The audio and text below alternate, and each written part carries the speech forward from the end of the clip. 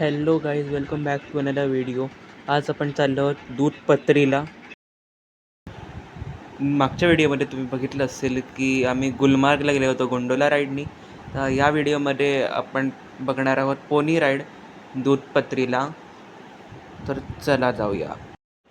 Actually initially आमच्या आयटनरीमध्ये सोनमार्ग हे added होतं, दूधपत्री नव्हतं.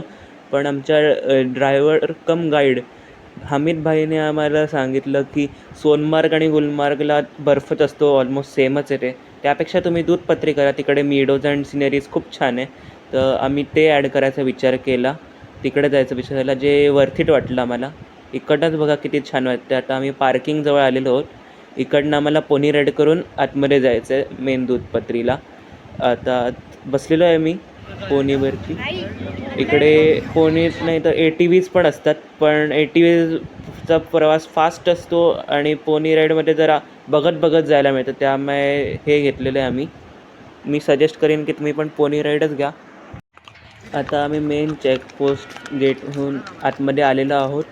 किती सुंदर दिसतंय बघा, आजूबाजूला समोर बर्फाचे डोंगर आणि फुल प्लेन एरिया. तुकडुक तुकडुक करत आम्ही चाललेलो आहोत पोनीवरून.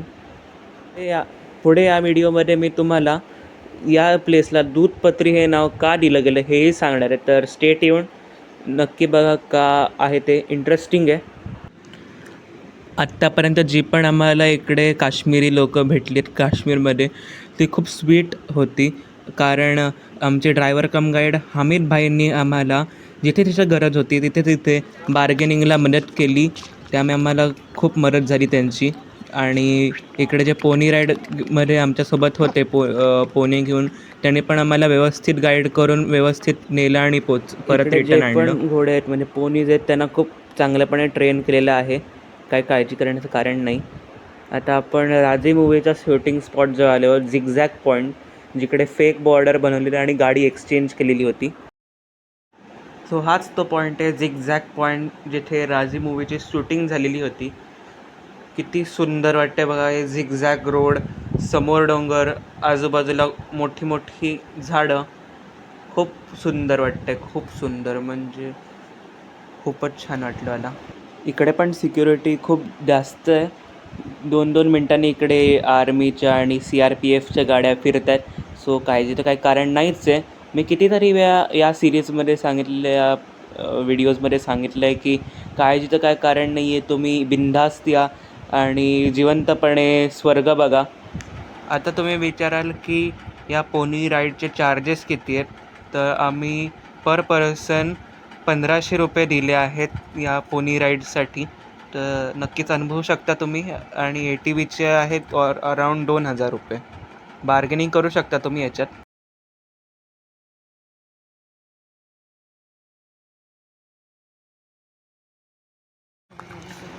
इकडे बघा एक पासिंग रिव्हर फ्लो आहे, हा पण किती छान वाटतो या डोंगराच्या ठिकाणी. इकडे काय थंड वाटतं.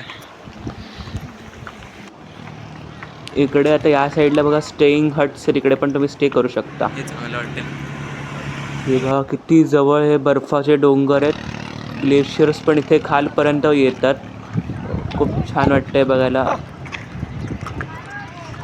हे बघून तर मला असं वाटायला लागलं की काय गरज आहे फॉरेनमध्ये जायची, स्वित्झर्लंडमध्ये जायची, जर अशी जागा आपल्या भारतातच आहे, काश्मीरसारखी जागा.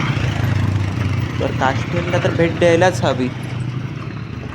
आता आम्ही मेन लोकेशनवरती ऑलमोस्ट पोचलोच आहोत. आता आम्ही इकडनं या पोनीज म्हणजे घोड्यावरून उतरतो आणि मग तुम्हाला सांगतो या जागेला दूधपत्री हे नाव का दिलं गेलं आहे. आम्ही आहोत दूधपत्रीला. इकडे या प्लेसचं नाव का पडलं, तर दूध म्हणजे मिल्क, पत्री म्हणजे स्टोन्स. तर खूप आधी एका संतांना खूप तहान लागलेली होती आणि त्याला पाणी नव्हतं त्याच्याकडे. तेव्हा त्यांनी गॉडकडे विश मागितली पाणी मागायला, आणि मग त्याच्याकडे काठी होती, त्यांनी एका दगडावर मारलं ती काठी, तर त्याच्यातून दूध निघालं, म्हणून इकडचं नाव दूधपत्री ठेवलं. इकडे खायला पण बऱ्याच गोष्टी मिळतात. आम्ही भेळ घेतली आहे.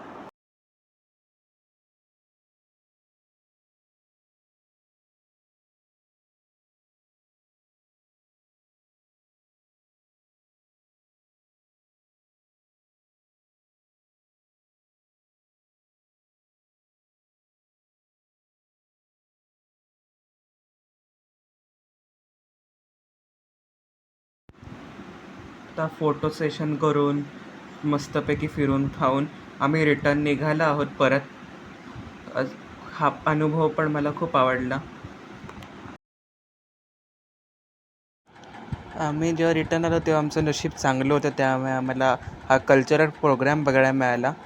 आणि हा कल्चरल प्रोग्राम बघून दूध प्रतीच्या थोडं खाली आलो की भरपूर सगळे शॉप्स आहेत, छोटे छोटे सरसों का साग आणि मकई की रोटी खायला. तर ते खाऊन आम्ही पुढे निघालो परत रिटर्न. हा ब्लॉग इकडेच संपतो. जर तुम्हाला हा ब्लॉग आवडला असेल तर लाईक, शेअर, सबस्क्राईब करायला विसरू नका. बेल आयकॉन हिट करा जेणेकरून माझ्या पुढच्या सगळ्या व्हिडिओचे तुम्हाला अपडेट्स मिळत राहतील. तोपर्यंत बाय बाय.